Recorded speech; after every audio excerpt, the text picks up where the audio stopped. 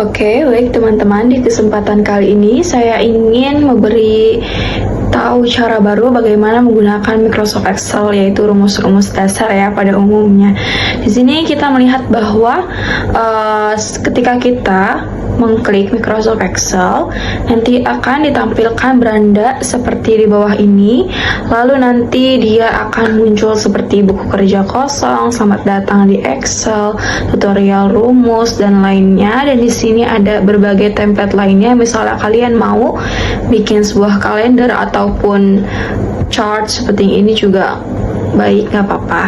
Lalu karena di sini saya ingin membuatkan suatu tutorial bagaimana sih cara membuat dasar di Microsoft Excel, kita akan menggunakan buku kerja kosong yang akan saya pilih.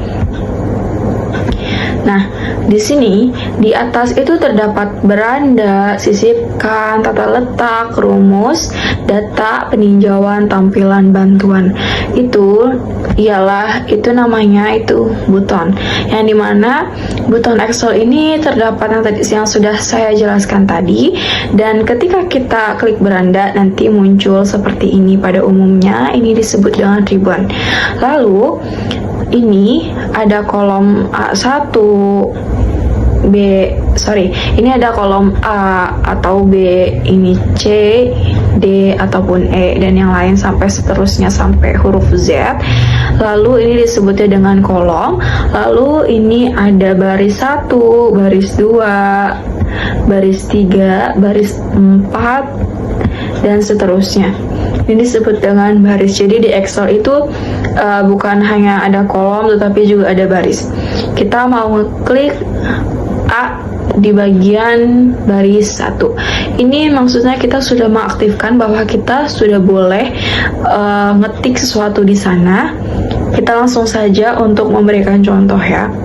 Kita tulis di situ nomor. Di sini ketika ketik nomor itu sudah langsung dituliskan otomatis di sini. Ketika kita mengetik, lalu kita langsung pindah ke sel samping dan dia akan berbentuk sendiri. Nah, gimana sih caranya untuk memperbesar kecilkan suatu kolom? Caranya seperti ini. Jika mau memperkecil, tarik ke kiri.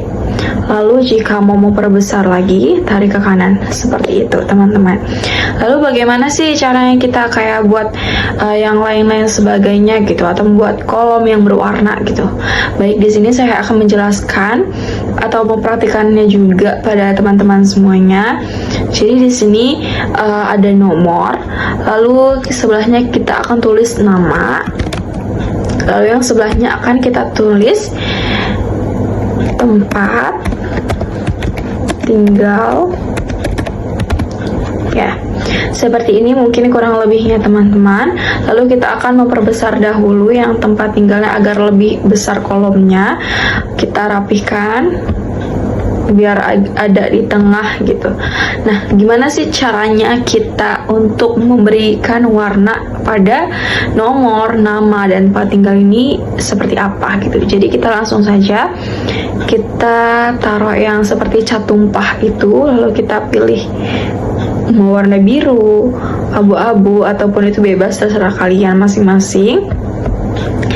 Lalu ketika sudah seperti ini, kalian tinggal isi ini nomor 1, angka 1, bawah 2, bawah 3, bawah 4, dan bawah 5. Oke, kita isi nama dahulu ya. Namanya Andi, Budi, Raya, Siska, Yasmin. Oke, kita isi tempat tinggal dahulu. Ini Bandung,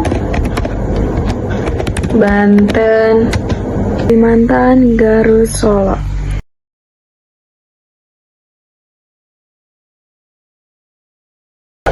Oke, yang selanjutnya jika kita ingin membuat garis, maka kita blok dahulu.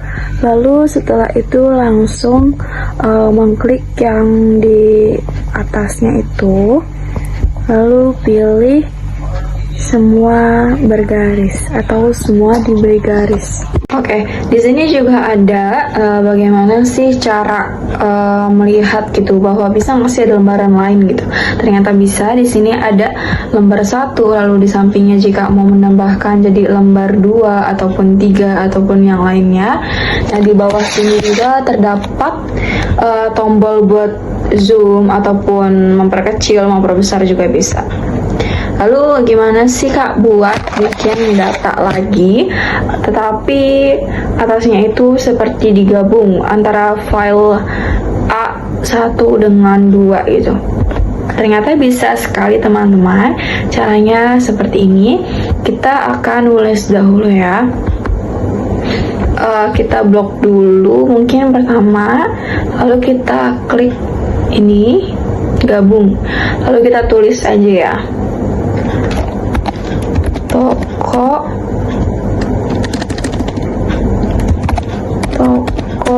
buah segar. Nah, seperti ini itu adalah gabungan antara kolom 1, kolom 2. Jadi di sini sudah digabung juga, jadi taruh di tengah seperti ini. Nah, ini adalah salah satu juga termasuk Excel yang bisa kalian gunakan. Jika nanti ada pertanyaan, bisa nggak sih digabung kolomnya agar lebih besar ataupun gimana, itu tentu aja bisa.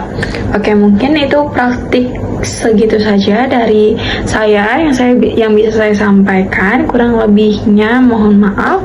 Dan ada juga teori kedua saya, yaitu tentang rumus VLOOKUP dan HLOOKUP dan bagaimana cara mengaplikasikannya kepada Microsoft Excel. Oke, baik teman-teman, di channel kali ini saya akan membahas bagaimana rumus VLOOKUP dan HLOOKUP dikerjakan pada Microsoft Excel. Di sini saya sebelumnya ingin menjelaskan bagaimana rumus VLOOKUP itu dikerjakan. Jadi rumus VLOOKUP itu data ataupun suatu barisan yang memanjang ke bawah seperti ini. Lalu di sini ada rumus HLOOKUP yang dimana datanya itu memanjang ke samping atau bisa disebut dengan horizontal lookup. Lalu bisa lihat di sini saya memiliki 2 data latihan. Yang pertama file untuk latihan tersendiri, lalu yang kedua memiliki data referensi. Yang dimana di sini ada tanggal pemesanan, nomor pemesanan, lalu customer, domisili, dan lama pengiriman. Di sini yang berarti nomor pemesanan di sini masih ngacak. Lalu tugas kita menggunakan rumus VLOOKUP bagaimana nantinya di nomor ini dengan nama customer yang masing-masing betul-betul sama seperti di data referensi yang sudah kita miliki. Lalu di sini juga ada domisili seperti yang tadi juga. Bagaimana sih kita menggunakan rumus VLOOKUP untuk mencari data yang real dari file yang kedua sesungguhnya, data referensi di sini. Seperti contoh, nomor pemesanan 106 dengan nama di sini Fiona. Nah, nanti jika kita sudah mengaplikasikan dengan rumus VLOOKUP, maka nanti di sini dengan nama customer yang betul-betul sama seperti data yang kedua seperti ini dengan nama Fiona, lalu jenis kelamin perempuan dan domisili benar-benar dari Palembang. Langsung saja kita mengaplikasikan menggunakan rumus VLOOKUP. Jadi rumusnya ialah sama dengan VLOOKUP buka kurung. Di sana meminta lookup value. Lookup value itu ialah ini kata kunci yang mau kita cari, yaitu 106. Lalu di situ meminta titik koma, jadi kita langsung cari titik koma. Lalu meminta table array, yang dimana data yang benar-benar real dengan yang mau kita samakan dengan data yang sesungguhnya. kita klik data referensi, lalu kita blok dari nomor pemesanan sampai Bandung. Selanjutnya yaitu kita langsung klik F4 untuk mengunci data, jadi nanti agar datanya tidak hilang gitu. Jadi langsung kita titik koma, dia meminta cool index number, yang dimana cool index number itu ialah nomor berapa sih nama customer itu berada. Jadi di sini nomor pemesanan nomor 1, nama customer nomor 2, jenis kelamin nomor 3, dan domisili nomor 4. Karena di sini nama customer nomor 2, jadi langsung tulis aja angka 2. Lalu di sana minta titik koma lagi, dan yang terakhir range lookup, yang dimana semua data itu rata-rata persis kita langsung tulis yang false, atau juga bisa kita menulis angka 0 aja, karena dimana emang datanya benar-benar persis sama. Itu kita langsung 0, lalu tutup kurung dan enter. Kita lihat Fiona, apakah benar 106 dengan nama pemesanan Fiona? Oke, ini sudah benar ya, berarti. Lalu di sini ketika sudah seperti ini, kita langsung aja ngedrag ke bawah.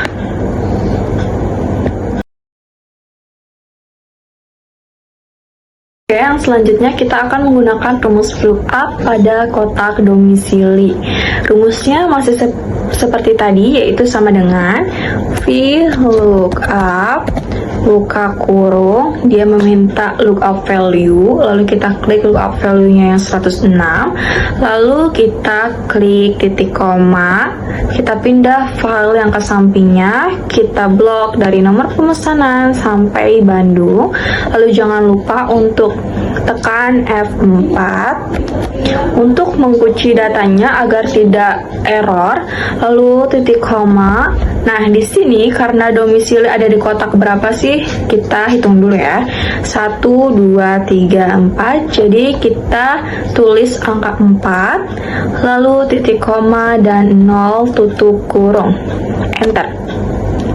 Jadi di sini dengan nomor pemesanan 106, nama customer Fiona, domisili Palembang, apakah benar domisilinya dari Palembang? 106 Fiona perempuan Palembang. Ya, di sini sudah menunjukkan bahwa benar ya datanya. Lalu kita langsung drag ke bawah seperti ini. Oke, di sini lama pengiriman itu menggunakan data HLOOKUP, yang dimana datanya itu berbentuk memanjang horizontal seperti ini, dikarenakan memang di sininya itu diminta horizontal. Jadi kita menggunakan rumus HLOOKUP yang sebagaimana sama dengan HLOOKUP buka kurung, dia meminta lookup value. Nah, yang tadi lookup value-nya itu 106, maka di sini berbeda. Jadi kita klik yang Palembang, lalu titik koma, dia meminta table array. Tadi kan sudah saya jelaskan bahwa dia itu lookup-nya yang horizontal, jadi datanya yang ini. Lalu jangan lupa F4. Nah, lalu titik koma lagi. Di sini lihat bahwa lama pengiriman itu ada di kolom berapa? Ini kolom 1, ini kolom 2. Maka kita klik 2, titik koma, 0 tutup kurung, enter. 2 hari. Apakah benar lama pengiriman itu ke Palembang 2 hari? Palembang 2 hari. Oke, sudah benar ya. Maka dari itu kita langsung drag ke bawah seperti ini.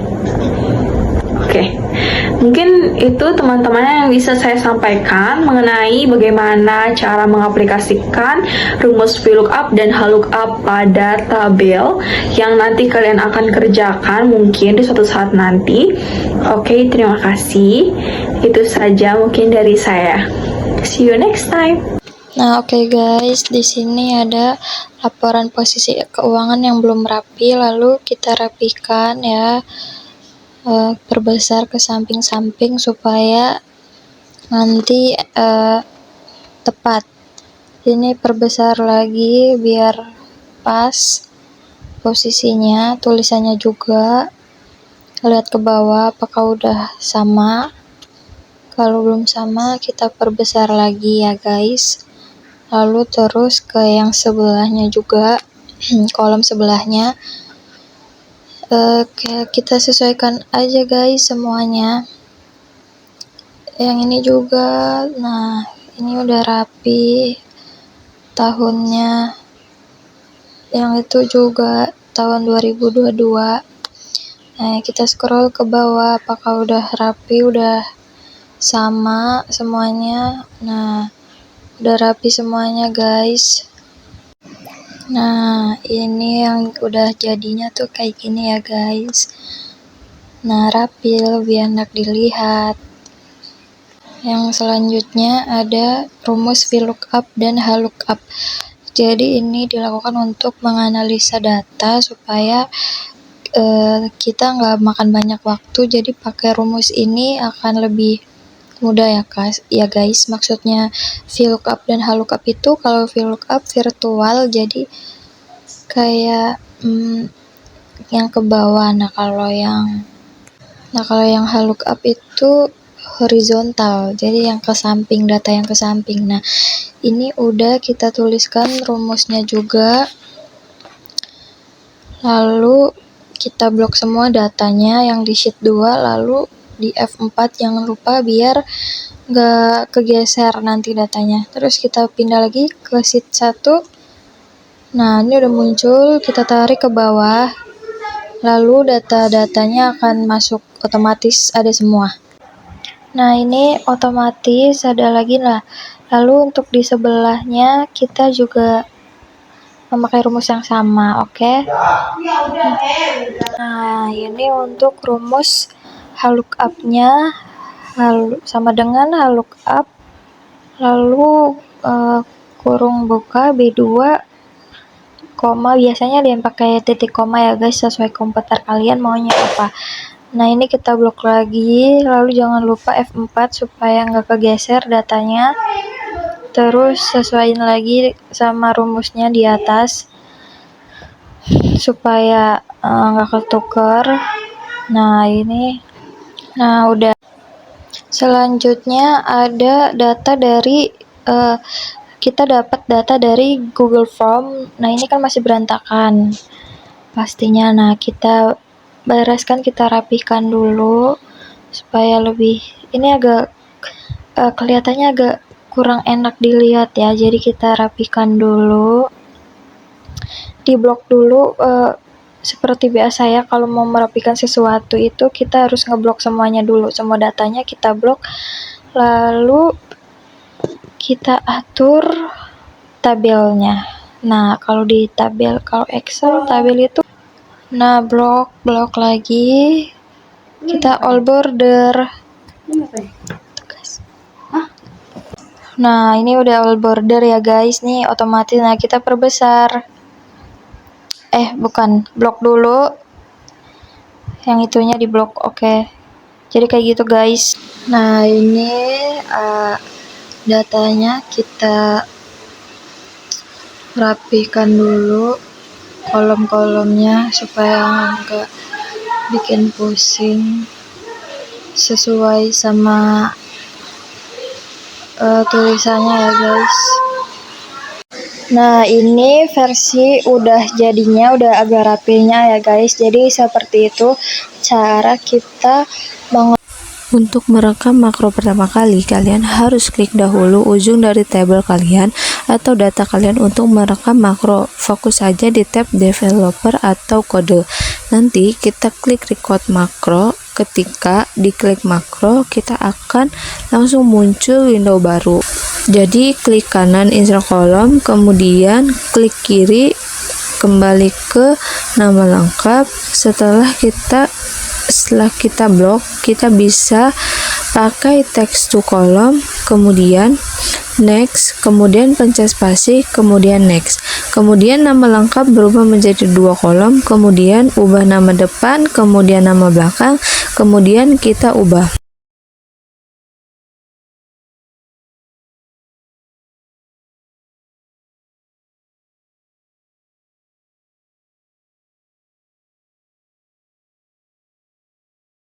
Conditional formatting, karena mau kasih warna merah yang angkanya di bawah 100, pilih yang less than, ubah menjadi 100.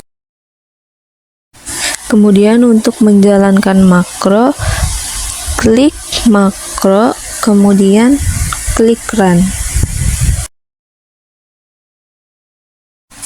Kemudian kita klik makro, kemudian klik opsi, kemudian shortcut apa yang mau kita gunakan, kemudian kita gunakan shift N, kemudian close, kemudian kita klik Ctrl plus shift plus N.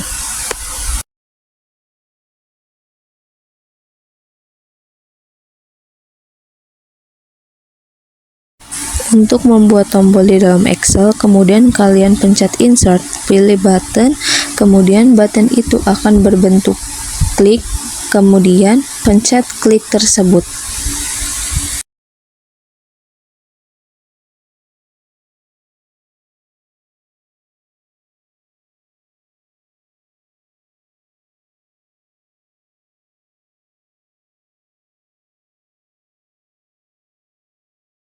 Nah, di grafik ini ada berbagai macam charts elemen, berbagai macam, yaitu di sini pertama ada existing cell. Nah, yang pertama itu ada prime horizontal. Nah, kita bisa mengubah nama yang ada di bawah kolom grafik kita. Nah, kemudian yaitu ada primary vertical.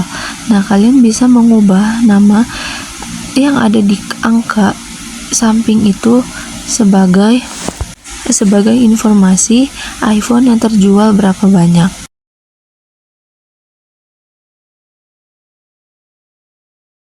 Nah, kemudian jika kita ingin mengetahui seberapa persisnya sih Januari itu ada, nah kita bisa menggunakan data tables. Nah, kemudian di sini kita mempunyai 3 data, yaitu iPhone, Samsung, dan Xiaomi. Nah, kemudian kita pencet recommended charts. Nah, seperti yang kalian ketahui, itu akan langsung muncul rekomendasi dari Excel-nya. Nah, supaya kita mengetahui, kita bisa mengubah chart detail itu sebagai penjualan per merek HP. Nah, kemudian yang menjadi sumbunya itu adalah bulan. Yang membedakannya adalah warna. Nah, kemudian kalau kita switch row atau kolom, itu akan menjadi yang menjadi sumbunya yaitu merek HP-nya. Nah, supaya kita bisa mengetahui sih seberapa banyak penjualan merek HP di bulan-bulan tertentu, itu kalian bisa menggunakan data tables. Nah, selanjutnya kita blok semua tabel. Kemudian kita pencet diagram batang. Kenapa stok iPhone itu tidak muncul? Karena iPhone itu cuma sampai ratusan, tidak berjuta-juta. Nah, supaya kita bisa mengetahui, kita bisa mengubah change chart type, terus kemudian pencet combo. Nah, kemudian kita centang iPhone supaya stok iPhone-nya itu bisa terlihat jelas.